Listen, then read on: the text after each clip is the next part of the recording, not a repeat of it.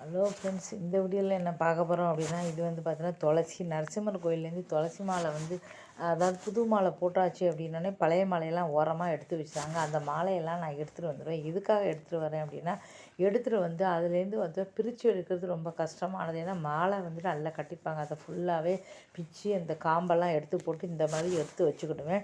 எதுக்குன்னா காய்ச்சல் வந்தாலும் சரி, சளி வந்தாலும் சரி, அப்போ அந்தந்த சமயம் வந்து கிடைக்காது. அப்போல்லாம் வந்து வாசலில் எல்லோரும் பங்களா மாதிரி உள்ளவங்கலாம் வந்து துளசி வச்சுருப்பாங்க. இப்போ இங்கெல்லாம் அபார்ட்மெண்ட் இருக்குது. அப்போ எங்களுக்கெலாம் வந்து துளசி வந்து வளராது. அப்போ வந்து வெயில் வராது, வெயிலில் தான் வளரும். அப்போ என்னாச்சு அப்படின்னா வந்து பார்த்திங்கன்னா, இந்த துளசியை நல்லா வந்து பார்த்திங்கன்னா இந்த மாதிரி வந்து பார்த்தா தட்டில் வந்து போட்டுக்க வேண்டியது. நல்லா வந்து ஒரு வாரத்தில் பார்த்திங்கன்னா நல்லா வந்து காஞ்சிரும். காஞ்ச உடனே மிக்சியில் போட்டு வந்து பார்த்திங்கன்னா அதை பொடி பண்ணி வச்சுக்கிடுவோம். அப்போ காய்ச்சல் வந்தாலோ சளி வந்தாலோ கஷாயம் போட்டு சாப்பிட்றதுக்கு அதை 1 ஸ்பூன் 2 ஸ்பூன் போட்டு சாப்பிடும்போது வந்து இல்லை தொண்டை வலியோ எதுவாக இருந்தாலும் சரி யூஸ்ஃபுல்லாக இருக்கும்னு சொல்லிட்டு தான் அந்த மாதிரி மாலைகள்லாம் கலத்தி ரொம்ப நான் எடுத்து இவ்வளோ இருக்குது பாருங்கள். அது வந்து பார்த்தீங்கன்னா இப்போ நீங்கள் காஞ்சி அது பொடி பண்ணால் ஒரு கையாக வந்துடும்.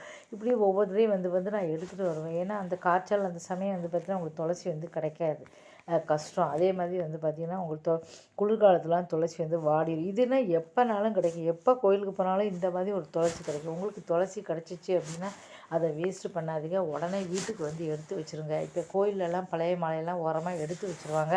அந்த மாலைகள்லாம் இருந்தால் நீங்கள் காசு கொடுத்து வாங்கணும் அவசியம் கிடையாது. ஓரமாக எடுத்து வச்சுருவாங்க. அந்த மாலையை ஃபுல்லாக எடுத்துகிட்டு வந்துடுங்க.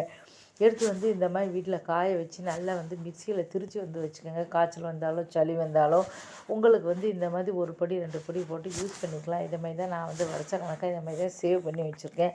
அந்த மாதிரி கண்டிப்பாக எதுவுமே கிடைக்கும்போது நம்ம வந்து யூஸ் பண்ணிக்கணும். கிடைக்கல அப்படி பச்சை துளசி வந்து எல்லாருக்குமே இது கிடைக்காம டெய்லி வந்து பார்த்திங்கன்னா நீங்கள் வெறும் வயித்துல கொஞ்சம் துளசியை வந்து சாப்பிட்டாலே போதும். சளி காய்ச்சல் எதுவுமே வராது, ஒரு நோய் நொடி வராது. காலையில் வந்து ஒரு துளி வந்து நீங்கள் சாப்பிட்டுக்கலாம். ரொம்ப ரொம்ப நல்லது. இந்த மாதிரி துளசி கிடைக்கும்போது வேஸ்ட் பண்ணிடாதீங்க.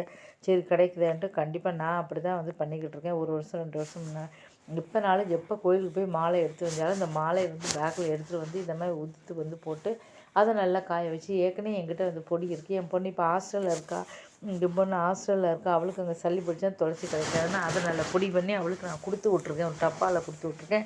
அவளுக்கு சளி பிடிச்சிது அப்படின்னா வெந்நீரில் 1 ஸ்பூனை போட்டு வந்து யூஸ் பண்ணிப்பா.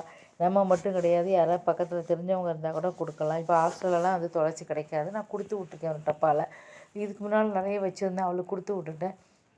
அப்போ வந்து உங்களுக்கு வந்து மிளகு பொடியோ அவளுக்கு கொடுத்து விட்ருக்கேன். மிளகு பொடி, துளசி பொடி, தொண்டை வலியோ எதுவாக இருந்தாலும் சரி, எப்போ மாத்திரை வந்து நம்ம சாப்பிட வேண்டாம். டக்குன்னு வெந்நீரை வச்சு அதில் 1 ஸ்பூன் வந்து போட்டுக்கலாம். துளசி போட்டு மிளகு பொடியும் போட்டு நீங்கள் வந்து இந்த மாதிரி யூஸ் பண்ணிக்கலாம். அதுக்காக வந்து பார்த்திங்கன்னா துளசியை இனிமேல் கிடச்சிதுன்னா வேஸ்ட் பண்ணாதீங்க. எப்போனாலும் எடுத்துக்கணும். இது வீடியோ உங்களுக்கு யூஸ்ஃபுல்லாக இருக்குது தெரிஞ்சால் மறக்காமல் சேனலை சப்ஸ்கிரைப் பண்ண. இது மாதிரி நிறைய யூஸ்ஃபுல்லான வீடியோக்கள் உங்களுக்கு போடுறேன்.